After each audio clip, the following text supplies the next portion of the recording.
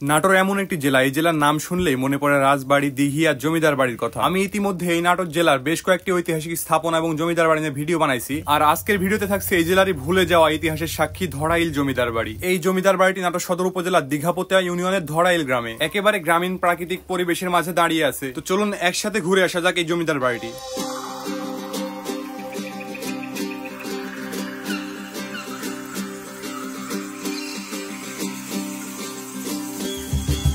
ধরাইল জমিদার বাড়িটি গড়ে উঠেছিল ব্রিটিশ আমলে। স্থানীয় ইতিহাসবিদরা বলছেন এখানে জমিদারি চালাতেন শশাঙ্ক চৌধুরী নামের এক জমিদার পরিবার। তারাই মূল প্রাসাদ ও পাশের মন্দির তৈরি করেছিলেন। জমিদারির দাপট যেমন ছিল তেমনই ছিল সামাজিক কাজ।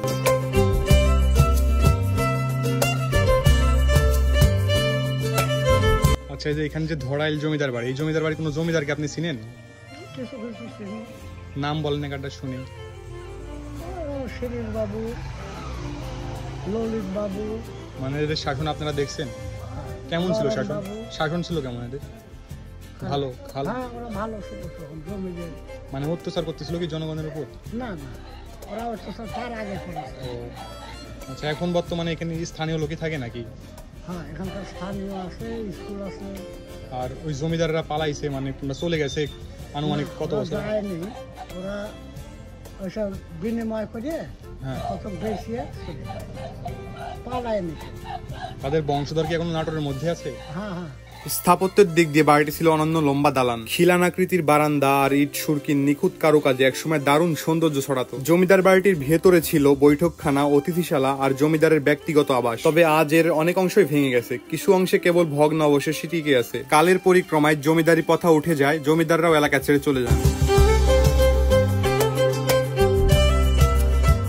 এমন বেশিরভাগ জমিদার বাড়ি জায়গা জমি দখলে নেয় এলাকার প্রভাবশালী লোকেরা। তবে ধরাইল জমিদার বাড়ির ক্ষেত্রে কিছুটা ব্যতিক্রম। ধরাইলের স্থানীয় লোকদের থেকে শোনা এই জমিদারের থেকে কেউ কোনো প্রভাব দেখিয়ে জমি দখল করে নেয়নি, ওটা তারাই জমা দিয়ে চলে গেছে। সংরক্ষণের অভাবে প্রায় ধ্বংসই হয়ে পড়েছে এই জমিদার বাড়িটি। আমার মনে হয় না যে এটাকে নতুন করে সংস্কার করার কিছু আছে। এই জমিদার বাড়ির পাশে রয়েছে একটি পুরনো মন্দির, যা স্থানীয় হিন্দু সমাজের কাছে ঐতিহ্যের প্রতীক। মাঝে মাঝে পূজা অর্চনা হয়, কিন্তু বাড়িটির মূল অংশ প্রায় পরিত্যক্ত। ধরাইল জমিদার বাড়ি শুধু একটি পুরনো ভাঙা দালান নয়, এটি নাটোরের ইতিহাস, সংস্কৃতি আর সামাজিক জীবনের নীরব সাক্ষী। ভাঙাচুরাই দালানগুলো দেখলেই মনে হয় কতই না ইতিহাস লুকিয়ে আছে এর ভিতরে। বেশিরভাগ রুমের ভিতরে জন্ম নিয়েছে গাছগাছালি।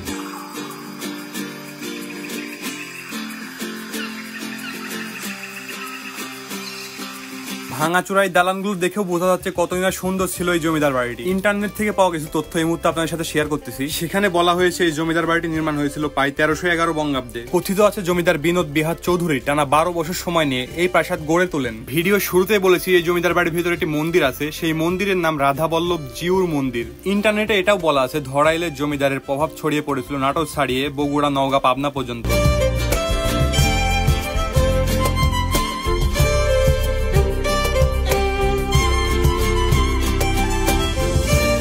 সেই সময় এই ধরাইল জমিদার বাড়ির আশেপাশের জায়গাগুলো নাকি ছিল জাকজমক।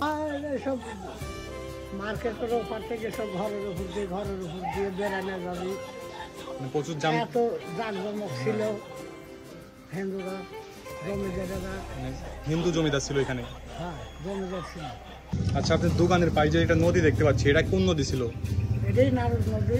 মানে এখান থেকে জমিদাররা যাওয়া আসা করতো? জমিদাররা কলকাতা যাওয়া আসা করতো।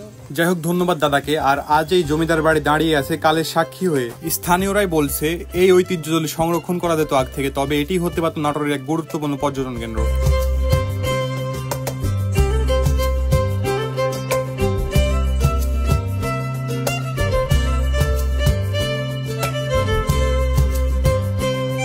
যাই হোক গাইজ, আপনারা যারা আমার ভিডিওতে লাইক কমেন্ট করেন, আমার পেজটাকে ফলো করে আমার পাশে আছেন, তাদেরকে অসংখ্য ধন্যবাদ। আপনাদের ভালোবাসাতে বেশ কয়েকটি ভিডিও লাখ খানিকের উপরে ভিউজ হয়েছে। যাই হোক, ধন্যবাদ সবাইকে। দেখা হচ্ছে নেক্সট কোনো সুন্দর ভিডিওতে। সে অবধি সবাই ভালো থাকবেন।